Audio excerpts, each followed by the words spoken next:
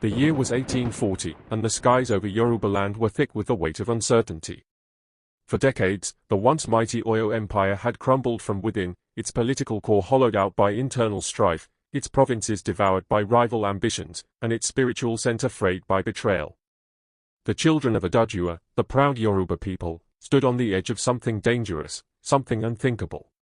To the north, the Fulani Caliphate of Sokoto was on the rise.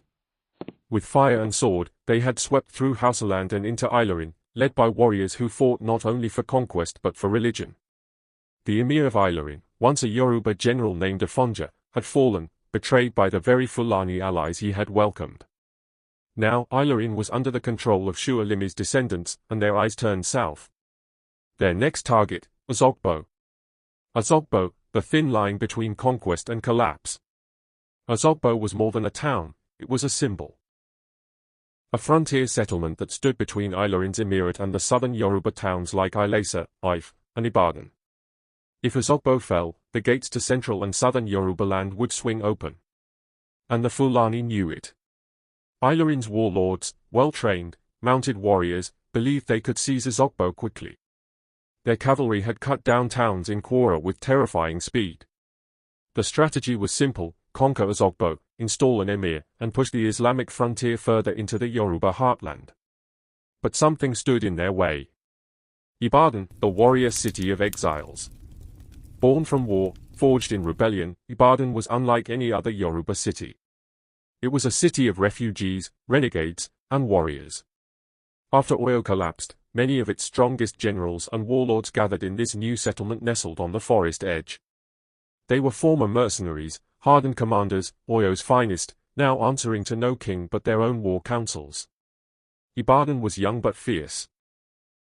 While other towns preserved tradition, Ibadan built a culture of war. It didn't have a royal dynasty, it had a military oligarchy. Leadership was earned on the battlefield, not inherited. So when Azogbo cried out for help, it was Ibadan that answered. They didn't just march to war, they ran. The storm gathers.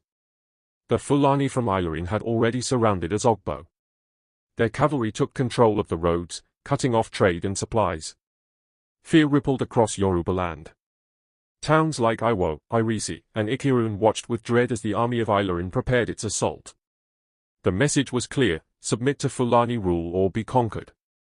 But Azogbo refused. And as the people prepared for the worst, they saw dust rise on the horizon. Ibadan had arrived. Led by Balogun Odorinlo and other legendary generals, the Ibadan force wasn't just strong, it was brilliant. They didn't march in blindly. They studied the terrain, learned the enemy's formation, and waited. They knew the Fulani excelled in open cavalry charges. But in the dense forests around Azogbo, horses became a liability. Ibadan would not fight on the Fulani's terms. The Battle of Azogbo begins. According to oral tradition, the Fulani were confident, perhaps too confident. When they heard that Ibadan had come, they prepared for a direct confrontation. They believed Ibadan's young city couldn't match the might of the Sokoto-trained forces of Ilorin. But Ibadan had a plan. In the early morning mist, Ibadan warriors set an ambush. They allowed a segment of the Fulani force to move closer, lured into thinking they were flanking the town. And then, they struck. Ibadan's warriors, hidden in thick bushland, erupted with terrifying force. Spears, arrows, machetes, and Dane guns were unleashed in coordinated chaos. Fulani cavalry, unprepared for close forest combat, stumbled and fell into disarray. Balogun Odorinlo himself led the charge with fearless fury. His war drum sounded like thunder, and his warriors moved like a tidal wave of vengeance. The Fulani line broke. The turning point. As the battle raged, reinforcements from other Yoruba towns joined Ibadan. The Yoruba saw what was at stake. This wasn't just about Azogbo. This was about survival. Identity. Land. If Azogbo fell, the dominoes would follow. And so they fought with everything they had. By sunset, the Fulani army was in retreat. Their cavalry, once feared, was now scattered. Their camp was overrun. Azogbo had not only been saved, it had become the graveyard of Ilorin's ambitions. The war drums of Ibadan echoed into the night. Yorubaland had been defended, not by a royal decree, but by the will of its people. What followed? The rise of Ibadan. The Azogbo victory was more than a battle. It changed the political landscape of Yoruba land. Ibadan emerged not just as a warrior town, but as the new power center of the Yoruba world. Over the next decades, it would lead more campaigns, against Ilorin, against Dahomey, against internal threats. It established a military protectorate, sending its generals to defend other towns in exchange for political loyalty. Ibadan wasn't an empire in the traditional sense, but it became a kind of Yoruba shield, the sword arm of a wounded civilization. And Azogbo? It never forgot. Each year, the people commemorated the battle, not just as a military victory, but as a moment when unity overcame fear. A moment when Yoruba didn't fall. The legacy we're not taught. Why isn't this story in school textbooks? Why do we know more about European wars than the battles that saved our ancestors? The Azogbo War of 1840 wasn't just a clash of swords. It was a clash of worldviews, Islamic expansion versus indigenous autonomy, horseback conquest versus forest warfare, collapse versus rebirth.